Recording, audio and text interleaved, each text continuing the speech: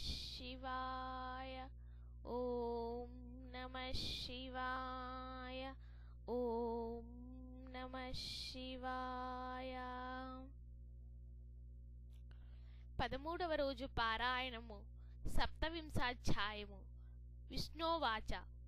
దుర్వాస, బ్రాహ్మణుడువైన నీ పట్ల అపచారం జరిగిందన్న తపనతో ఆ అంబరీషుడు విచారగ్రస్తుడై ప్రాయోపవిష్ణునిలాగా బ్రాహ్మణ పరివేష్టితుడై ఉన్నాడు.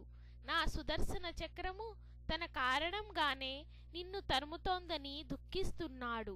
రాజైనందుకుగాను గో బ్రాహ్మణ రక్షణ తన ప్రథమ కర్తవ్యమై ఉండగా విప్రుడవైన నీకు విపత్తు కలిగించినందుకు ఎంతగానో బాధపడుతున్నాడు. రాజు దండనీతితోనే ధర్మ పరిపాలనను చేయాలి, కాని బ్రాహ్మణుని మాత్రము దండించకూడదు. బ్రాహ్మణో బ్రాహ్మణైరేవ నిగ్రాహౌ వేదవాదిభిః సత్యధర్మాది నిరతై లోభదంభ వివర్జితై. దోషి అయిన బ్రాహ్మణుని వేద విధులు, సత్యధర్మ నిరతులు, లోభదంభ శూన్యులు అయిన బ్రాహ్మణులు మాత్రమే దండించాలి. బ్రాహ్మణుడు పాపమును చేసిన ప్రాయశ్చిత్తము చేసుకోనప్పుడు ధనహరణము లేదా వస్త్రహరణము, స్థానభ్రష్టత్వము మొదలైన విధులతో బ్రాహ్మణులు మాత్రమే శిక్షించాలి తప్ప రాజు శిక్షించకూడదు. తాను స్వయంగా బ్రాహ్మణుని చంపినా, తన నిమిత్తంగా బ్రాహ్మణుడు చంపబడినా, ఇతరులచే తాను చంపించినా కూడా బ్రహ్మహత్యా పాతకం కలుగుతోందని ధర్మశాస్త్రాలు ఘోషిస్తున్నాయి. అందుచేత మహాభక్తుడైన ఆ అంబరీషుడు బ్రాహ్మణుడువైన నీకు తన వల్లనే ప్రాణాపాయకరమైన సుదర్శన వేద కలిగినందుకు ఖిన్నుడై ఉన్నాడు. కాబట్టి నీవు తక్షణమే అంబరీషుని దగ్గరకు వెళ్ళు, తద్వారా మీ ఇద్దరికీ కూడా శుభం జరుగుతుంది అని విష్ణువు చెప్పగానే దుర్వాసుడు అంబరీషుని ఎదుట ప్రత్యక్షమయ్యాడు. మరుక్షణమే సుదర్శనం కూడా అక్కడ ఆవిష్కరించబడింది. భయగ్రస్తుడైన దుర్వాసుని అతని మీదకు రానున్న సుదర్శనాన్ని చూడగానే అంబరీషుడు ఆ చక్రానికి ఎదురెళ్ళి, ఓ సుదర్శన చక్రమా, నన్ను మన్నించు.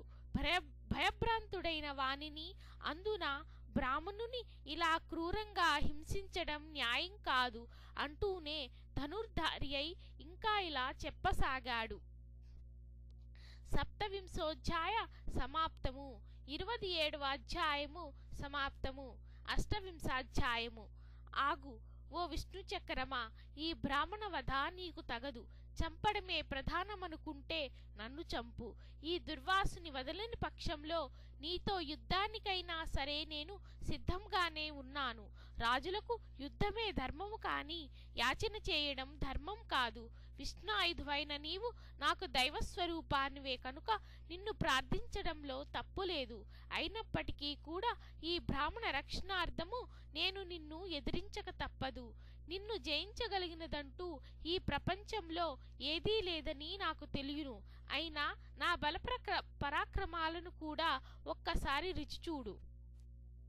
మరికొన్నాళ్ల పాటు ఆ శ్రీహరి హస్తాలలో బ్రతికి ఉండదలుచుకుంటే శరణాగతుడైన దుర్వాసుని వదిలిపెట్టి వెళ్ళిపో, లేదంటే నేను నిన్ను ఖచ్చితంగా నేలకూలుస్తాను అని క్షాత్రధర్మ పాలనకై తనకి దుర్వాసునికి మధ్య ధనుర్ధారి అయి నిలబడిన అంబరీషుణ్ణి ఆప్యాయంగా చూసి అతని ధర్మ నిర్వహణను మరింత పరీక్షించడం కోసం సుదర్శన చక్రము ఇంకా ఇలా పలకసాగింది.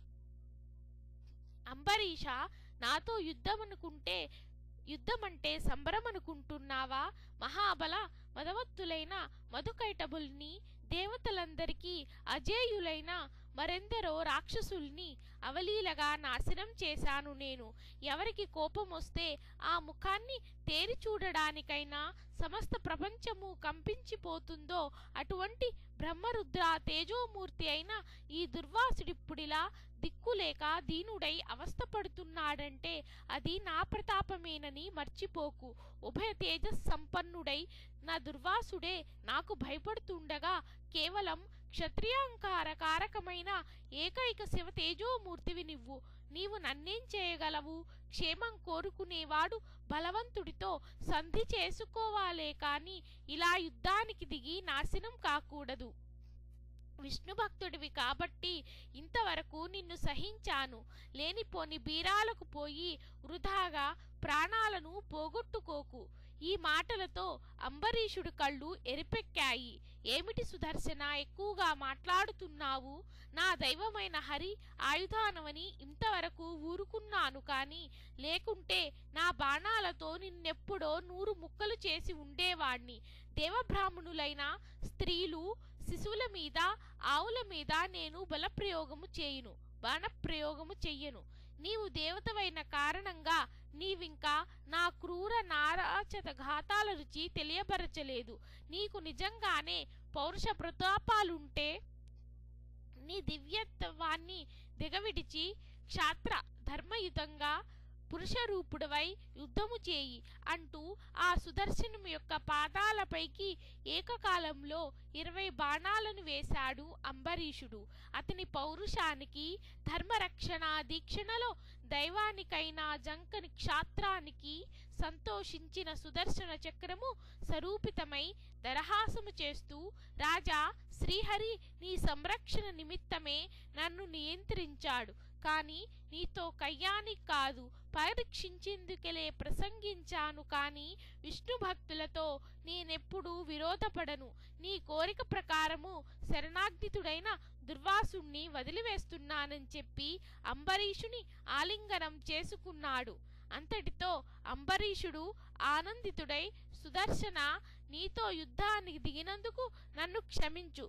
భక్తులను పాలించడంలోనూ రాక్షసులను సంహరించడంలోనూ విష్ణుతుల్య ప్రకాశమానముగా ప్రాణప్రయాణ కష్టహరణ శీలము అయిన నీ ఉత్కృష్టతకు ఇవే నా నమస్కారాలు అంటూ సాష్టాంగ నమస్కారం చేశాడు. సంతసించిన సుదర్శనుడు అంబరీషుని లేవనెత్తి అభినందించి దీవించి అదృశ్యుడయ్యాడు. కలియుగ కార్తీకంలో ఈ అధ్యాయాన్ని ఒక్కసారి చదివినా విన్నా అనేక భోగాలు అనుభవించి అంచాన ఉత్తమగతులను పొందుతారు.